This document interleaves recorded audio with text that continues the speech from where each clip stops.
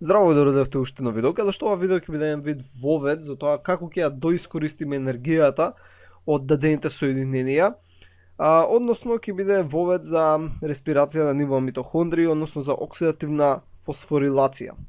Сега, првично да видиме дека во минатите видеа започнуваме од некое си посложено соединение, така некое посложено соединение кое содржи доста енергија у наводници, и го разградуваме до некое си по-просто соединение. Така, започнавме некое посложено и стигнавме до некое си по-просто. Започнавме од глукоза, од глукоза стигнавме од пируват, од пируватот го разложивме целиот на CO2. Така, например, започнавме од глукоза, например, глукоза 6 фосфат, глукоза, фруктоза 6 фосфат, фруктоза 6 бифосфат, стигнавме тука до некаде до пируват, па пируватот стана ацетилкоензима, ацетилкоензима влезе во ТЦА циклусот и на крај всушност стигнавме до CO2. Така, сега, у меѓувреме додека го правевме се ова, всушност добивме молекули на АТП. Така, добивме молекули на АТП и при тоа овој субстрат, глукозата, всушност ја оксидиравме до CO2.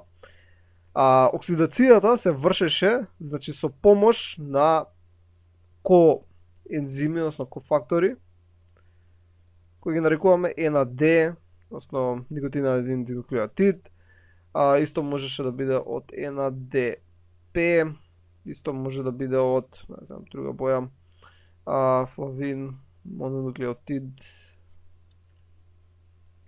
може да биде од страна на флавин, аденин, динуклеотид. Значи, овие вршат всушност оксидација на субстратот, ова беше субстратот, така, вршат оксидација на субстратот, поради тоа самите се редуцираат. Значи, овдека им се додаваше водород, така. И тоа го видовме. При различни процеси се добива овие редуцирани коензими, така. И ова го видовме.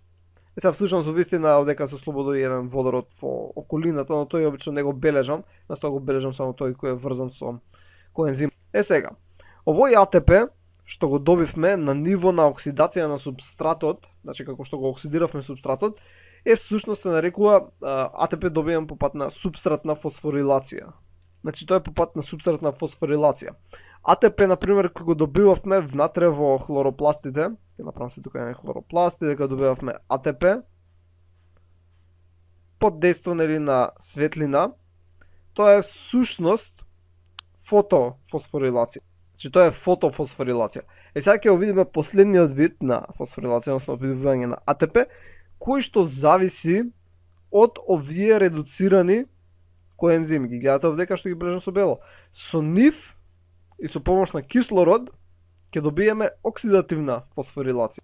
Значи они внатре у нив сушто содржат електрони со кои ги држат овие водороди врзани и односно енергијата од ова повисоко соединение ја складира во нивните врски со цел они сега да станат посложени, а ова соединение да стане по-просто. Така да енергијата е складирана и во нив. Да, дел од енергијата се ослободи како АТП во вид на субстратна фосфорилација, но сепак останува во овие редуцирани коензими.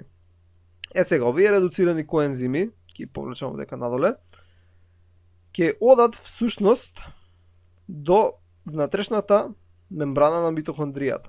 Значи, како што имаме, ева ќе направиме. Митохондрии сте запознаени како изгледаат. Надворешната мембрана им е мазна и е прилично слична со сите други мембрани во клетката, но внатрешната мембрана е всушност различна. Значи имаме и внатрешна мембрана која всушност образува кристи, значи како влабнатини. Ајде, ќе ја направиме таква, иначе полесно ми е да цртам само и таа како круг. Сега, во внатрешната мембрана има многу протеини. Да се ги бележам вака со зелена боја. Значи има многу протеини насекаде, така, протеински синџири, протеини кои се распоредени еден по друг да идат во одреден редослед и различни видови протеини кои регулираат голем број процеси. Исто и липидите кои се наоѓаат во внатрешната мембрана, всушност иако се прилично слични, имате еден посебен липид, само кој вдека се наоѓа, наречен кардиолипинот, а просторот помеѓу двете мембрани, значи дали го бележам со кофичка, нека види со некоја си ваква боја, сушто се нарекува Вака е боле мислам. Се нарекува интермембрански простор. А внатрешноста на клетката, која ќе ја бележиме со оваа боја, нека стои се оваа, се нарекува матрикс. Значи ова се нарекува матрикс. И всушност на некој начин митохондријата има 4 компартмани во кои може да се вршат работи, тоа е надворешната мембрана, матриксот, внатрешната, интермембранскиот простор, внатрешната мембрана и матриксот. Така, значи 4 места. Надворешна, интермембрански, внатрешна, матрикс. Сега митохондриите нормално содржат и собствена ДНА, но нема за тоа да збориме многу, тоа у генетика го збориме. Значи содржат и собствена ДНА, бидејќи митохондриите всушност потекнуваат од тие се всушност бактерии кои живеат во ендосимбиоза со клетките. И што има нешто друго да се каже исто, рибозомите, да, а и тоа ќе го спомнеме, рибозомите кои се наоѓаат во митохондриите се всушност со седиминационен индекс 70S, додека тие кои се наоѓаат во остатокот од клетката се со 80S. Значи тоа е уште некоја разлика, односно некои карактеристики на митохондријата наспрема остатокот од клетката. И нормално и на надворешната мембрана има протеини кои се канали за одредени соединенија. Например, на надворешната има некаков вид на канали кои пропуштаат одредени соединенија, преки направам вакво со некоја сина боја, но нема канали за да влезат низ внатрешната во матриксот. А некаде па има канали за да влезат низ внатрешната, ама нема за надворешната. И така е регулирано што влегува каде, така. Спрема какви канали и отвори има за што каде влегува. Сега, да се навратиме малце назад, на овие кои ги бележа вака со зелено, кои се наоѓаат на внатрешната мембрана од митохондријата. Сега, овие протеински комплекси се многу важни. Сега дека всушност ќе го извлечам едниот, ќе земам потенка стрелка. Иначе ќе го извлечам едниот, каде што со црвено ќе ја бележам внатрешната митохондријална мембрана. Така, ова е внатрешна митохондријална мембрана и сега овдека се протеинските комплекси. Ние ќе ги разгледаме детално какви се изградени.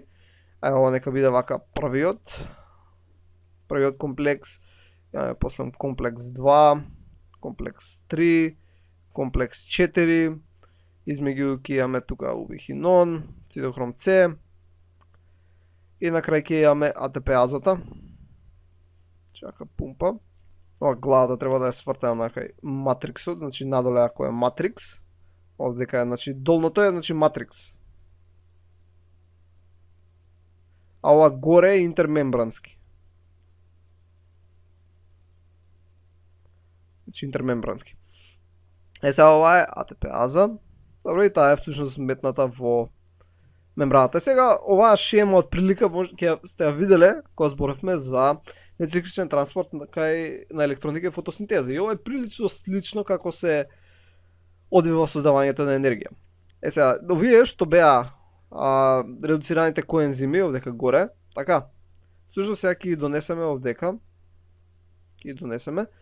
и тие се наоѓаат всушност внатре во матриксот. Така се наоѓаат внатре во матриксот, бидејќи таму се одвиваше ТЦА. Ама таму доаѓаат и тие кои се одвиваат другите процеси, нели, од глуколиза. Сега, тука сега ги имаме редуцираните коензими, само ќе обележиме NADH и ќе обележиме FEDH2.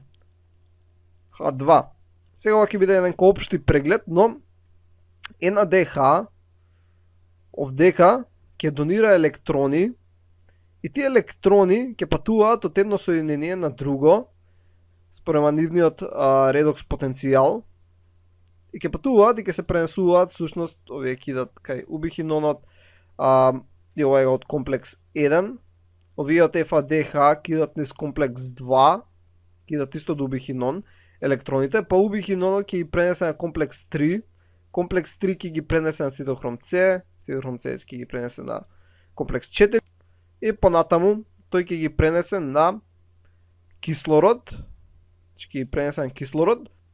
и при тоа од овдека ќе дојдат протони, ќе видиме како, ќе дојдат протони и тие протони, односно два такви протони ќе се врзат со кислород, односно ќе ги направиме 4 такви протони, ќе се врзат со кислород и ќе се добие ќе се добијат две молекули на вода. Но, при секој ова патување на електрони, кој сега го видовме, нормално сега е симплифицирано, па натаму ќе разгледаме ова многу детално, вие плави линии, при ова патување на електрони всушност се пумпаат протони наспроти концентрацијски градиент. Значи, кога поминуват низ комплекс 1 се пумпаат 4 протони, а комплекс 2 не пумпа, комплекс 3 исто пумпа 4 протони, комплекс тука се пумпа, комплекс 4 повторно 4 протони. Сега, овдека во горниот интермембранскиот простор всушност се зголеми концентрацијата на протони. Така.